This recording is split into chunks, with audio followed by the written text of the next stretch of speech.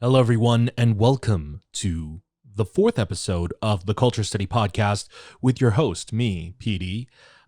First of all, we're going to start off right off the bat saying thank you so much to everybody who have been listening to the podcast, enjoying the podcast, and downloading the podcast. First of all, I do appreciate the people who do watch the podcast over on YouTube, but I also have it available for download and streaming on Spotify podcasts and Apple podcasts. Now, people have been asking me, how do you give a review on Spotify podcasts? Frankly, I don't know. I don't use Spotify podcasts. I'll look into that. But I know that you can make one on Apple Podcasts. And by the way, even if you don't leave a review on, let's say, Spotify podcasts, even just downloading it and listening it and at least giving us those numbers does help. So I do appreciate that. But I did check our numbers over on Apple Podcasts, and we have a whopping 120 ratings. Guys, I want to thank you so much for giving us some good reviews, some positive reviews. I really, really appreciate everyone who has, I guess, supported this podcast. I know people have been asking this for a while, and I think every episode I might just read a random review. Okay, so I'm going to read this review from the Golden Warriors Fangirl. All right. This is titled, Finally. That's with 3 Ys. This is a 5-star review saying, I'm so stoked to see how this podcast progresses. I've been waiting for when PD first announced they might be doing a podcast, and I've been waiting for a little while, and I'm so happy. They really provide an in-depth look into the magical world of K-pop. I think it's awesome they have such a great knowledge about K-pop and what happens in Korea, given they are Korean American, so I guess us international fans can see the perspective from them as Koreans. Thank you, and I can't wait to see more episodes. Thank you, the Golden Warriors fangirls, for your wonderful comment. I really appreciate your support. I really appreciate everyone's support. Thank you very much. We 120 ratings. That's a lot. And hopefully this does mean that in the future we can try to get sponsors. And that just means, what does sponsors mean? What does diversifying our portfolio mean? Honestly, my goal is to someday kind of either close down our Patreon or make our Patreon only one tier, like the cheapest tier, and just do those videos for fun. Right now, Patreon is my main source of income, and I enjoy doing those videos, but I do it as my job. And I want to get to the point where I can make money in other regards so that Patreon becomes more of a hobby, so that it becomes more accessible to as many people as possible. Because as much as I would like to enjoy doing it for free on YouTube, that kind of stuff is, it's not copyright friendly. So we do check out bonus stuff, live stage stuff over on our Patreon. So if you do want to support us, by the way, monetarily beyond just listening to the podcast, you can go to patreon.com/formatherapy. We have live stage reactions, variety show reactions. There are a lot of award shows happening this month, and I'm going to be reacting to them all over on Patreon. I have never reacted to award shows before, so this is going to be a first. Now, I am curious. I would love to see in the comments if people can let me know, should I watch the award shows in its entirety, or should I just be looking at the clip performances? I was that way about Good Girl. Good Girl is a variety show variety reality competition program that we reacted to on Patreon for the past 2 months. Now, originally, I only wanted to react to the performances, but people were like, you have to watch the entire show to really appreciate the show for what it is and the relationships and the context. And obviously, there's not going to be the same type of relationship and character building in any of these award shows, but I'm going to reach out to you guys and ask you, is it still important to watch the award show as a whole? What do you think? I think I'm going to go with the majority opinion, because I actually wouldn't mind sitting through and just reacting completely through a 2-hour performance. But, there is the benefit of, if I just react to clips, people will be able to find them based on whichever group they just want to see a reaction for. But at the same time, we might not check out certain things because not enough people requested it, because I wouldn't know what performances happened and what didn't. Um, I think currently the only ones available are the MMAs and Mama. I think Mama just happened. And the MMAs, which is the Melon Music Awards, I think they just uploaded the entire thing on YouTube. Like it was like 2.5 hours on YouTube. I was like, whoa, do they seriously just upload the entire thing there? But somebody told me that Mama is over 6 hours long. I don't know if there is any validity to that statement, but you guys let me know. And let me know. Do you think, I wouldn't mind checking out the MMAs in full, 2.5 hours. It's a big commitment, but I think, with a little few breaks in between, it wouldn't be that crazy of a challenge. But I think 6 hours is a little much for Mama. Maybe I could split that into chunks, but even then, I would have to do like hour-long sessions. So then it's a 6-part reaction, each an hour long. So I don't know necessarily if anybody wants that. Let me know in the comments, especially if you are a patron. But even if you're not, let me know. Do you think it's worth it to watch the entirety of the award show, or should I just stick to the performances? Let me know. But guys, this week we are going guestless. It's just me, you, and me again. It's an intimate conversation between the two of us. Hey, how you doing? What's going on with you guys? How you holding up? Let's do a wellness check. How are you guys? Let me know. Like, stop right now. If you are watching this on YouTube, pause the video, go in the comments, tell me how was your week last week? How was your week? Let me know. I'd like to read your comments, see how your weeks went. If you're listening either on Apple or Spotify podcasts, again, pause the podcast, go on YouTube, go in the comment section. Let me know. How was your week? My week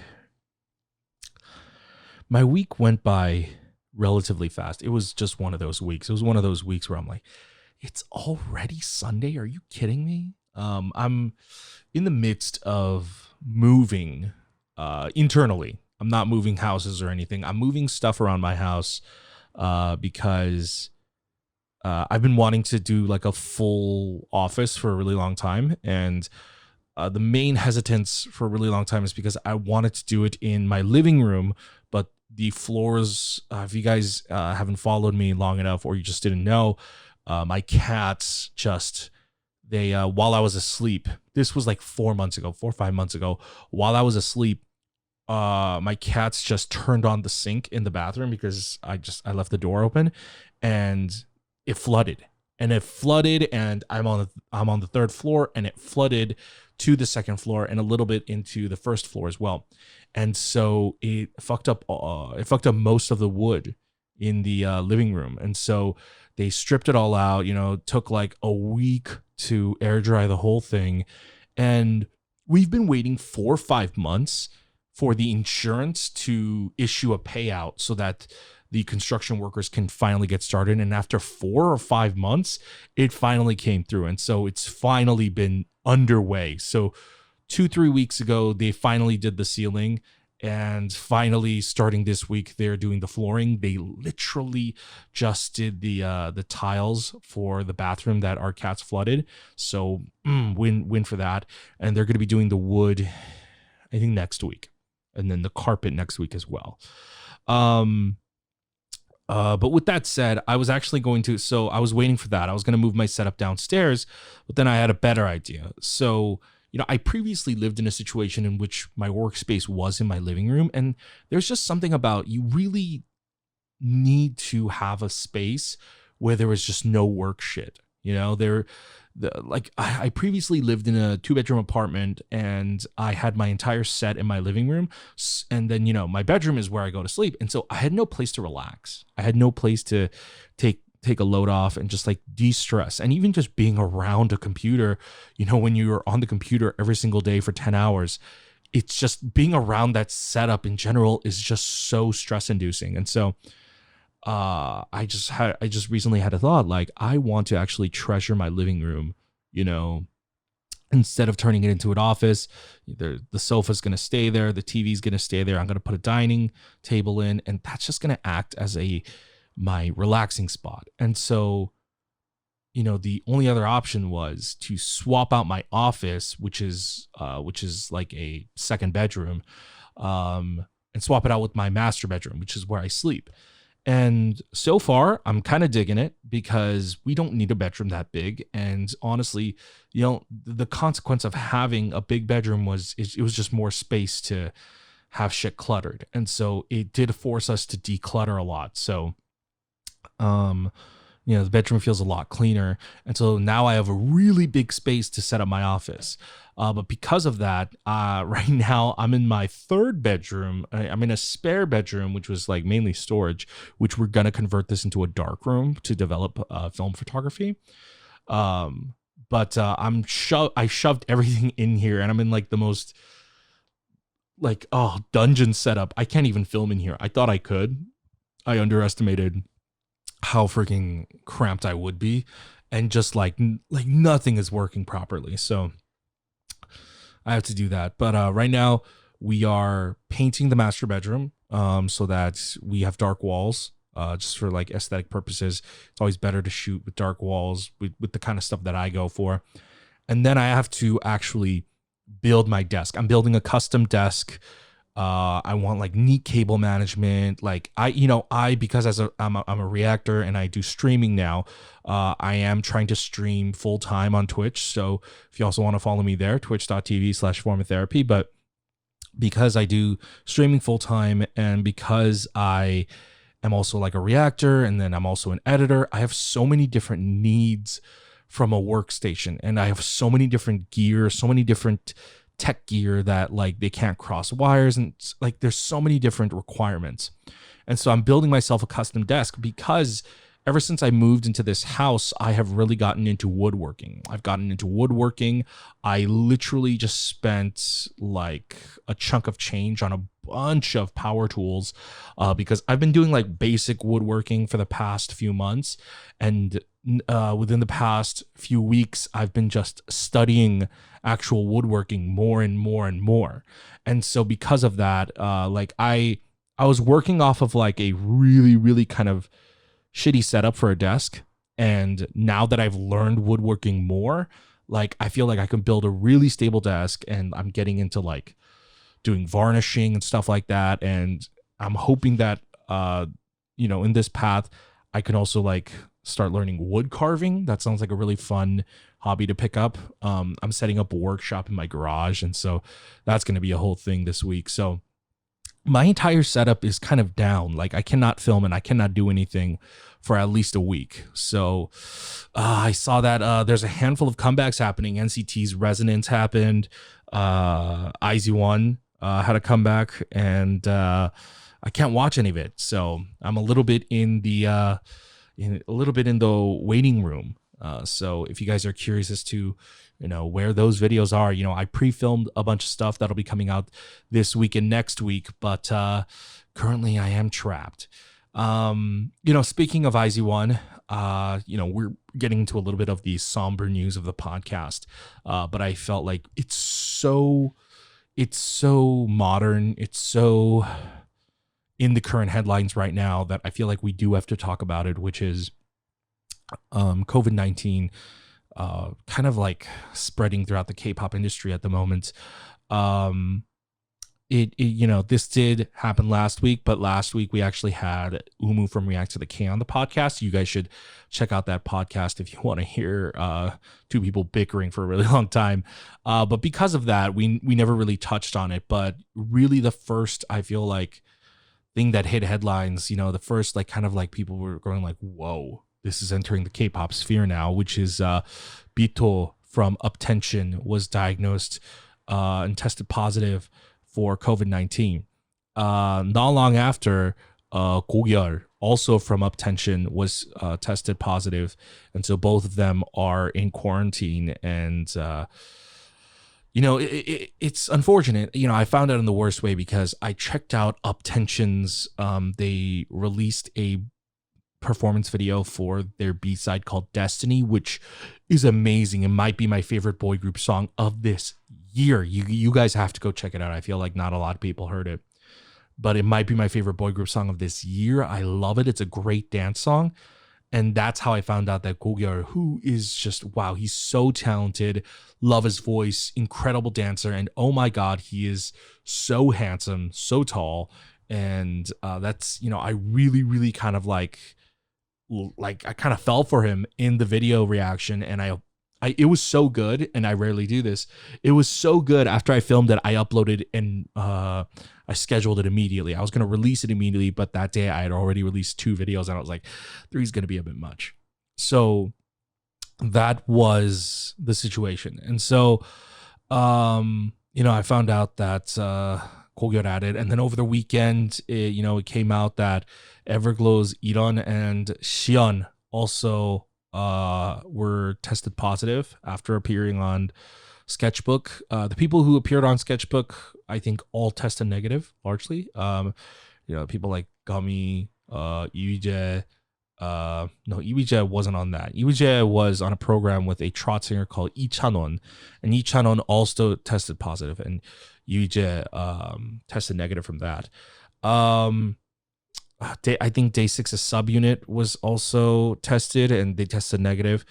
But in recent news, unfortunately, and it's very bad timing too, it was just a really horrible coincidence. So today I released my reaction. It was pre-scheduled already for Cheongha's Dream of You. My reaction for that. It was scheduled to come out today, and then it came out, and then I saw in the comments people were talking about how Cheongha was tested positive for COVID-19. So Cheongha is officially diagnosed with it, and wow, that is unfortunate. That is unfortunate. And Cheongha joins. So Kulture, Bto, Lee Chan-won, and Iron and Xion. And if there are others, I'm sorry that I missed them on my list. But the issue there was Cheongha actually attended a lunch, or sorry, I don't know if it was a lunch. It was a meal, as they describe it. She attended a meal at 우주소녀 Mina's house. And it was actually like a mini IOI reunion, because it wasn't just Mina. It was Daya's Jung Taeyeon. It was also, I believe, Yeonjung from 우주소녀 was there. Now, Taeyeon tested negative. Mina, Jellyfish, announced that Mina also tested negative, but she is self-quarantining. And 우주소녀's Yeonjung also tested negative, but she is also self-quarantining. Sana from Twice was also, she was not at that meal, but she was in close contact with Cheongha before. Sana from Twice also tested negative, but she is self-quarantining until December 18th. And by the way, this is the responsible thing to do, because just because you tested negative does not mean you are still not carrying the virus. Okay. I think people need to know that. People need to know just because you test negative does not mean you are not a carrier. So please keep that in mind. But, Yeonjung from 우주소녀 is in a group. So is Jung Taeyeon's. So is Jung Taeyeon. And, all of Daya tested negative. But with 우주소녀, Exi, Sora, and Subin, Luda, Taewon-eunso, Yeoreum, and Taeyong all tested negative, but they are still waiting on results for Bona and some 우주소녀 staff. They are not confirmed yet. Just while we're on this topic, a couple other names. Very Good tested negative, but they are self-quarantining after a few staff members tested positive. And an unexpected side effect of this, Hui was supposed to enlist in the military a few days ago, like last week on December 3rd. But this is unrelated to Cheongha, but someone in Pentagon was in close contact with someone who was then diagnosed with coronavirus.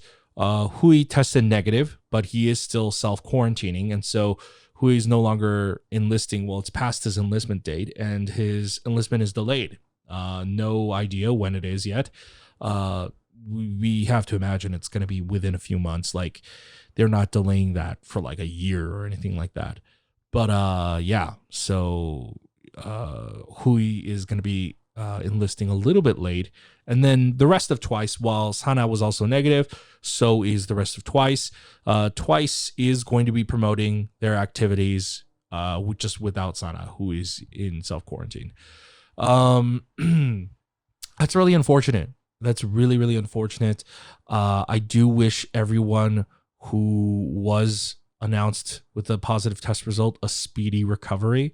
What worries me is that it is a disease that is well, it's not a disease, it's a virus. It's a virus that is killer on your lungs.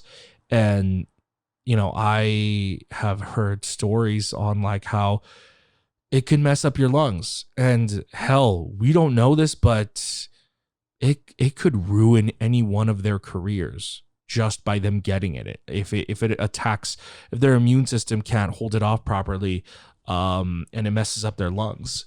Because I am fairly confident that everyone who is diagnosed will survive. Most, if not all of them, are hopefully very healthy people. And they exercise regularly. I'm sure they eat right because they are with the company, and so they generally keep their body well, so they should be able to fight it. It's going to be a bitch to get through, I will say that. I have had several friends who have been diagnosed with COVID-19, and it's just they say it's just hell. It's a really excruciating and painful experience. And you know what, for some people it's like nothing. So I not only do I wish them all a speedy recovery, I really hope that they are in the least amount of pain as possible.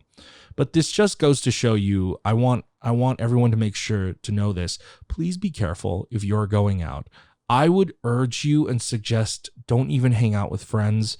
I don't, friends have requested to do so, and it's just, I can't risk it, as careful as you think you may be. And I'm sure they all thought the same thing. It is lucky that Mina, Yeonjung, and Cheon did not catch COVID during that meal session at Mina's house.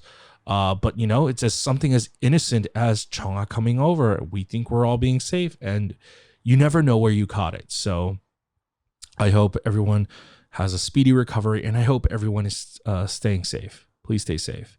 Couple other people announcing results at the time of this recording.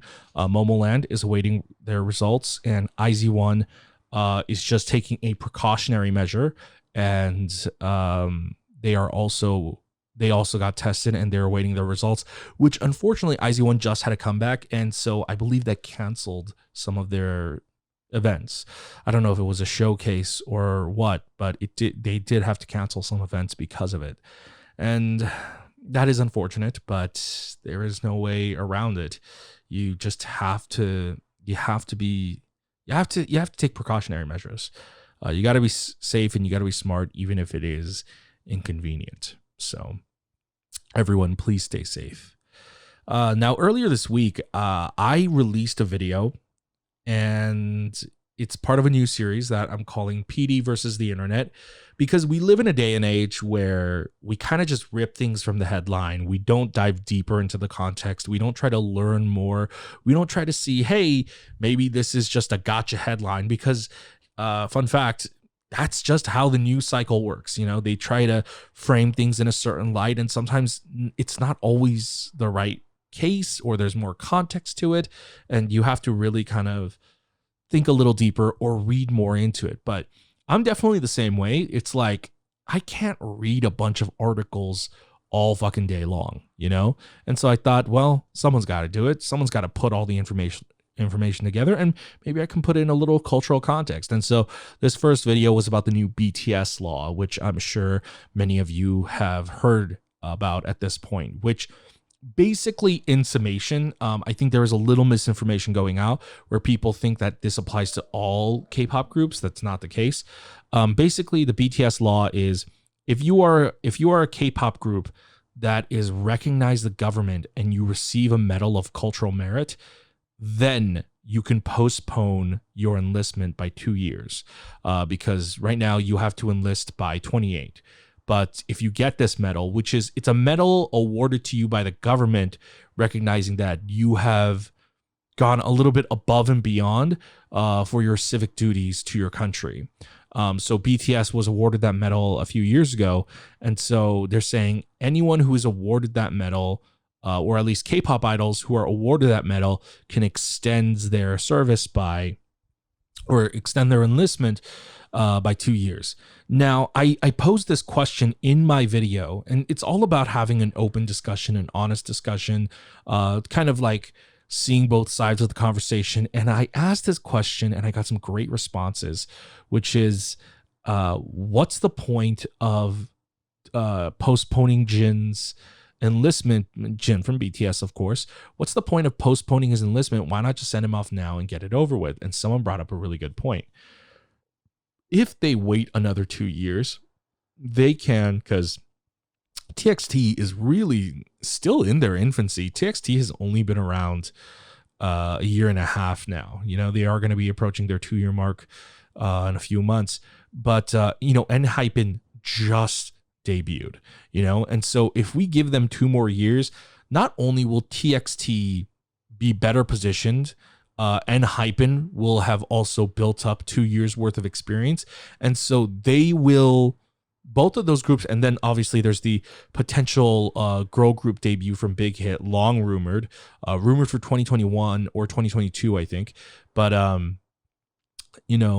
if we give 2 years to these younger boy groups to, be in a position where they can kind of hold down the fort, then Jin can leave. That actually, I thought, that is actually a very, very interesting observation. So it's less about BTS and Jin delaying their enlistment, and it's more about the company as a whole and how that can actually benefit and profit for the company. And maybe BTS, if they wait the extra 2 years, maybe the rest of them will also all go together. My theory and a handful of other people's theories was that, BTS was going to do their entire tour this year. And then at the end of the year, they were going to announce that they're all enlisting together. And I thought, yes, that was my theory, actually. I'm sure everyone else had that theory, but I had that theory independently. And I absolutely thought that's what was going to happen. And then COVID happened. So that's definitely out of the water. And so I wonder if they're going to go for this plan again, but in 2 years. And that's not to say that they're going to wait 2 years to enlist Jin. They might only delay it by 6 months, a year, who knows? But I feel like this law has passed, and so Big Hit might be going back to the drawing board. They're like, okay, hold on. What's next then? What is next on the horizon for us that we can sort of do with BTS within these next 2 years. So yeah, I would love to know your thoughts. What do you guys think BTS is going to be doing for the next 2 years? If they even stick around for 2 years, do you think maybe BTS is actually going to enlist earlier than that? Let me know. With that said, the PD versus the internet series, it's sort of my take on, I guess there are news channels out there and drama channels, and news channels I think are fine, but I don't like drama channels. But I feel like diving deeper into a discussion like a drama channel is better than a news channel, whereas a news channel just delivers the information and that's it. I want to promote thought-provoking conversation without digressing into a drama channel. So that was sort of the opus behind creating PD versus the internet. So if you guys want to see more of that, let me know. Would love to pursue this. It is a video that we can help kind of stimulate the cultural conversation. Hopefully also promote people in hey, look into things more, educate yourself more. Just that kind of vibe is something that I wanted. So let me know if that's something you guys want to see more of. I really enjoyed it. And maybe in the future I'll incorporate more editing, because that video was done in one take, because I didn't want to dedicate too many resources to it. One, because it was just a test pilot video, and two, I had this whole move thing on the horizon, so I needed to just get it out, chop, chop, chop. So, after, I'm done moving and I'm settled in for the week, then I'm going to sort of check the comments and see where people stand on So, just comment away. Let me know. Also, I wanted to touch on something. This might be a little bit controversial. This might I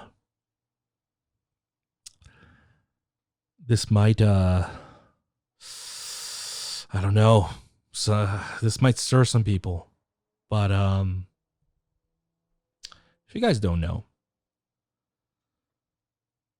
there's only like one person that I like really, really care about, like that I quote unquote stan, and it's 17's Jeonghan. And since the beginning of my channel, I have been a strong Jeonghan fan, and he's really the only idol that like I could say that I truly love. But I don't know if people know this. There is another. And one might say she is to me like the female Jeonghan in the way that she makes me feel. Like literally, this happened last week, by the way. I was like, I haven't seen this video in a while. And so I put on this video, I played it, and I watched her perform this song. Like it was like a fan cam close up of her performance. I literally started tearing up and I was crying by the end. That is how much I love this person. And mind you, I don't know a lot about her. I can't say why, because I'm going to make you guys guess, and I want to see if you guys can guess who it is. But I don't know a lot about her because there's not a lot of even that's okay. Let's just say I don't know a lot about her. But literally it all just comes from her as a performer. Literally, she is such an amazing performer. She literally moves me emotionally. Like whenever she performs, the smile she puts on, I just weep. That is how good she is. She moves me in such a way. And so, yeah, honestly, like she moves me in a way that Jeonghan can't. Because Jeonghan, I love him, but he does not have the star power and the showmanship like quality that she has. And oh my goodness. The only thing I can say, I guess the only hint I'll give out is that she's no longer on the K-pop scene. And I miss her dearly because we had her, but for only a moment. And if you guys can guess who it is, this woman,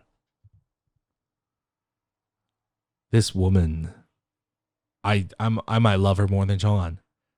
Yeah. Big deal. So the question is, do you know who it is? Can you guess who it is? Let me know in the comments down below. Of this YouTube video, if you're watching this on YouTube. If you're listening on Apple or Spotify podcasts, once again, just go to our YouTube video and comment there and let me know what your guesses are. And then I will reveal it in dramatic fashion on the next episode, at least the next episode that doesn't feature a guest. I don't know what I'm going to be doing for next week, whether I'm going to feature another guest. I am I do have an inclination to kind of reach out to one of my other friends and then talk to them. But if I don't have a guest, I'll reveal it on that podcast. If I do have a guest, we'll probably wait until the next free podcast that I have without a guest. But also, I would love to know in your guesses if you also have an idol, or it doesn't even have to be an idol. It could be any sort of celebrity who you have no personal connection or tie to, but whenever you see them, you love them just because of who they are as a performer, and they move you so much. I'm sure many of you have some interesting responses, so please, feel free to share who your personal, I guess idol is the best word, who your personal idols are when you make your guesses. Um, but guys, I gotta say, last podcast, my podcast with Umu, I talked about how sort of like the reaction stuff was, I don't do this because I love it. And, I'm not doing this for money either, obviously, because of all the copyrighted stuff. But some people misconstrued that, and people were like, oh, like, I thought you were doing this because you really love it. You shouldn't do it if you don't love it. Which I don't know if anyone would actually love doing reactions. That would be interesting. I would actually like to talk to somebody who says, like, who is mainstream, who is big, and says, yeah, I love doing reactions. Like, I love doing reactions, like, on the basic level, but it's not my passion. I don't do this because, like, oh my God, I love doing I love it, but like on just the most basic level possible. The rest is, like I said, it's more of a higher purpose and a higher calling. I'm doing this because I believe in the cause. I believe in reactions. It's like if I, not that I'm comparing this, like, not that I'm saying they're on any similar level, but it's like if I said I volunteer for the Red Cross and I go to war-torn countries and I offer free medical aid, and no one's going to say, like, oh, I love going to war-torn country. No, it's like on a base level, I love helping people, but no, I don't love going to war-torn countries and, seeing horror and carnage, but I believe in the work that I do. I believe in serving this purpose. And so that's kind of how I feel about reactions, I iterated this a lot in Umu's podcast, but I do this because I truly believe in reactions, and I think it brings some people genuine joy. Like I said, that endorphin rush of recapturing that high. And so that's why I do it. I do it to make you guys happy. Honestly, compared to K-pop idols, I talk about this a lot, but K-pop idols do what they do because they fucking care about you. They truly care about their fans, because imagine signing up for a job. I mean, shit, if you think about it, K-pop idols also don't get paid. Largely, most K-pop idols don't get paid. Most K-pop idols have to wait like a decade into their career before they start making the real bucks, And most of the time, a lot of these K-pop idols don't make it. So why pursue something just because it's their dream, right? What about it is their dream? And I would say the big part of that is the service part, because you're out there and you're making people happy. You're training hard. You're doing all of this because you're making people happy, because you can make a difference in people's lives with your form of art. And that's sort of how I view my structure and my business is. I do this because, yes, it's difficult, but I believe that it brings people genuine joy. All right, one moment. I've been talking for like 38 minutes straight, so let me just take a cool sip of my iced coffee.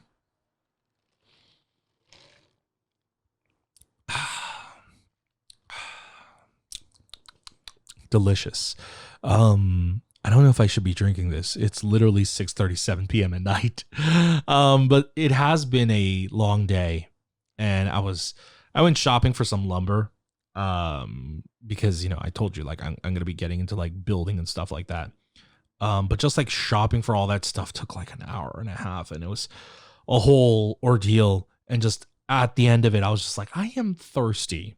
And we went and we got some coffee. I got a cold brew with a little sweet kick to it. So let me take another sip.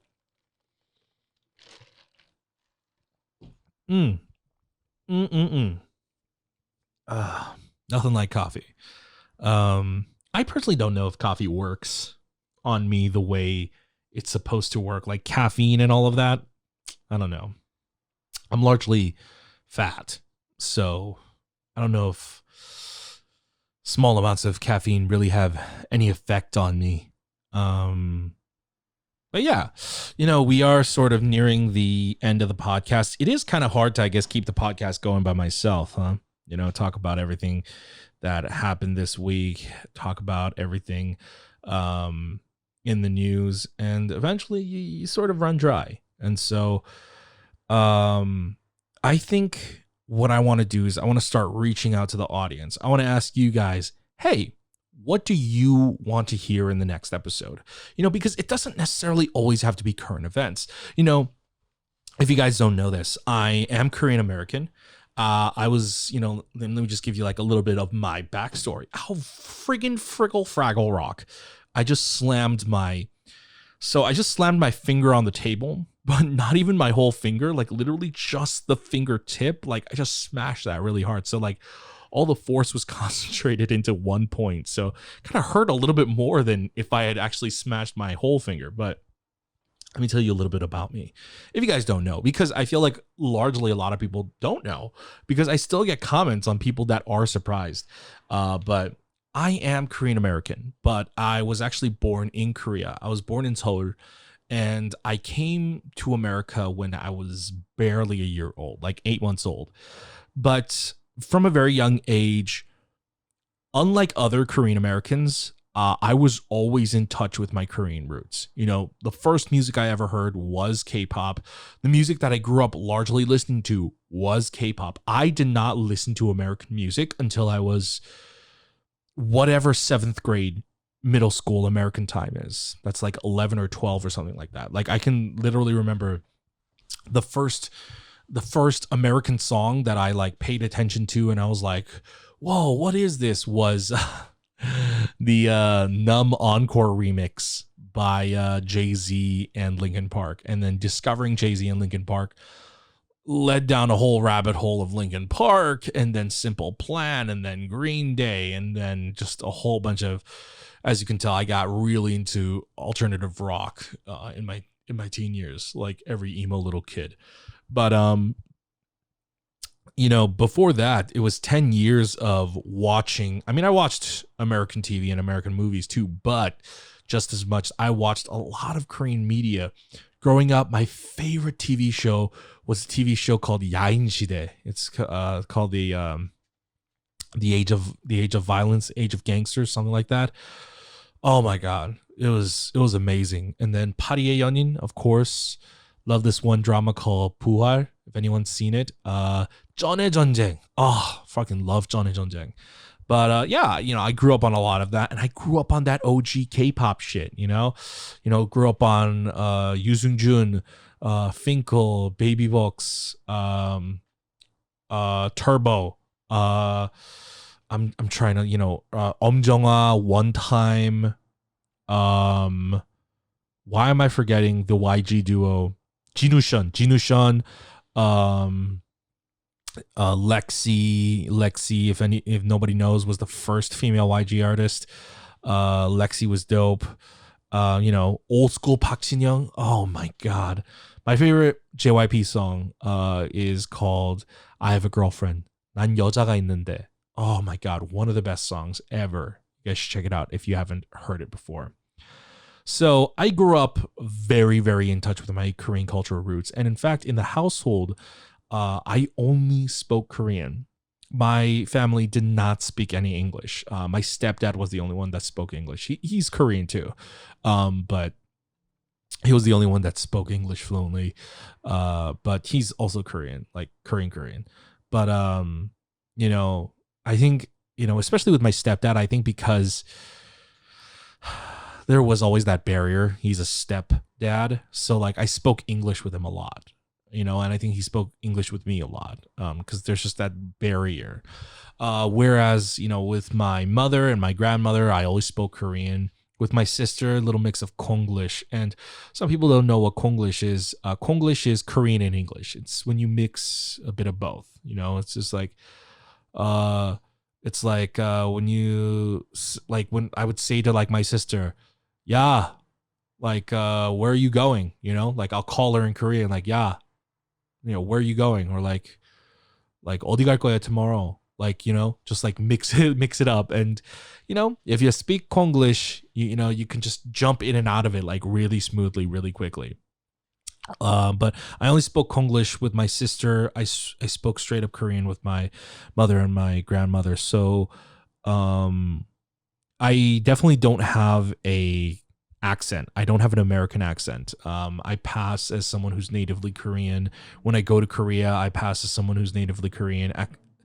Well, at least language wise, I don't look Korean. I largely don't look Korean. One, because I'm tall. I'm 6'2", which also a lot of viewers are surprised by because I'm always sitting. But I'm 6'2", really big. I'm fat. I'm both fat and big boned, and I have darker skin because I tan really easily, and so it's hard for people to tell that I'm actually Korean. I get Mexican and Samoan quite often. So it also doesn't help that I don't try to dress or look any Korean. I dress in a very LA way, which is basically like a black hoodie or a blank black t-shirt with like a gold chain and sunglasses. I look like I run with like South LA gangs. So that was definitely my upbringing too. I spiked my hair back in the day, and back in the day this was the code in Southern California.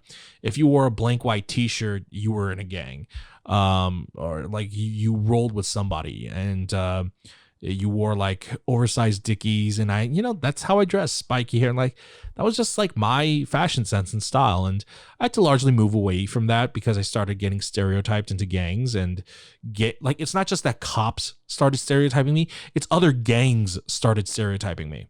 Okay, like I have almost gotten into like kerfuffles with gang members because I dressed well. I used to dress way more like a gang member. First of all, I stopped sagging my pants, which I was like apparently sagging my pants is gonna get me shot, and that's not worth it. So I stopped wearing Dickies.